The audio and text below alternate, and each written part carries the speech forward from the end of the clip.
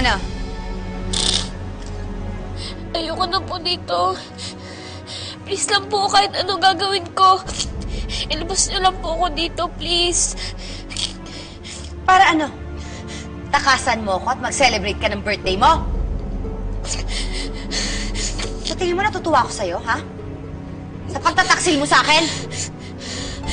Wala naman po akong ginagawang masama eh. Gusto ko lang naman po makasama si nanay. Dahil nakalimutan niyo pong birthday ko. Hindi porket nakalimutan ko, makikipagkita ka na dun sa babaeng hindi mo naman kaano-ano. Gusto mo ba mag-celebrate ng birthday mo? Ha? Hindi kasi celebrate natin. Labas!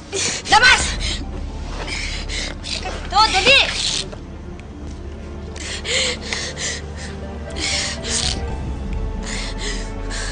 Bakit niyo po ginagawa sa akin to? Dahil pinipilit mo ko. Hindi ka nakikinig sa akin. At hindi ka nagtatanda. Suwail ka kasi. Tingnan mo. Dahil sa suwailan mo, tingnan mo. Puro icing yung mukha ko. Ikaw yung may kasalanan nun eh. Hindi naman pupunta dito si Isabel kung hindi dahil sa'yo. Si nanay?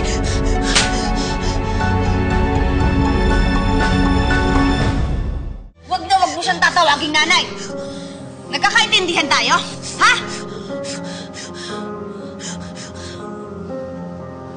Pati! Halika dito! Alam mo ba? Ito ng nanay mo. Kasi magse-celebrate kayo dapat, di ba? Oh, celebrate ka. Oh! Ano? Ayaw mo? Bakit? Dahil wala yung nanay mo?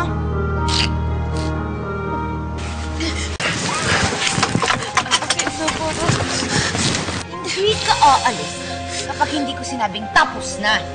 Ha? Magse-celebrate tayo dito. Ha? Kainin mo to!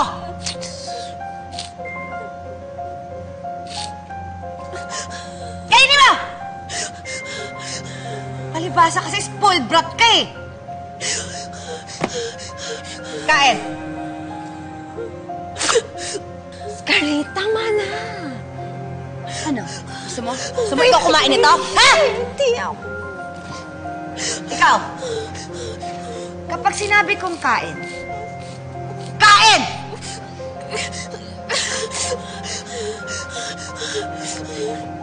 Ayaw mo. Hindi ko mo kaya. Hindi mo kaya. Isa. Hindi ko mo kaya. Dalawa.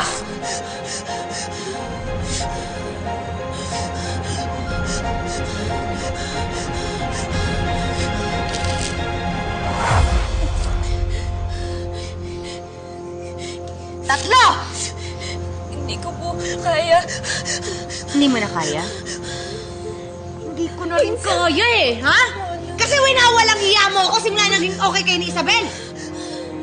Kainin mo to. Kainin mo to para hindi mo makalimutan ang araw na to!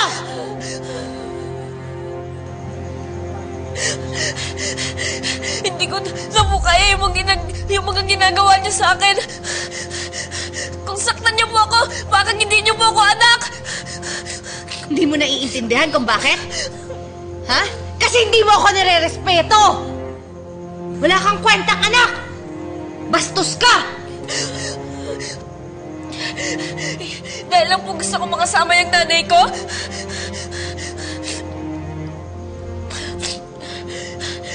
Kung sana pinaramdam niyo po sa akin ang mahal niyo ako, sana hindi na po ako naghanap ng iba. Hindi pa ba sapat sa'yo ang mga nagawa ko? Wala ka talagang kwenta! Dapat talaga sa'yo dinidisiplina para magbago yung ugali mo! Kung alam ko lang po magiging ganito kayo, sana hindi na lang po kayo yung nanay ko. Sana si nanay na lang ito totoong ina. Tama na, Insan! Wala ka talagang respeto! Mabuti na lang talaga, hindi kita totoong anak!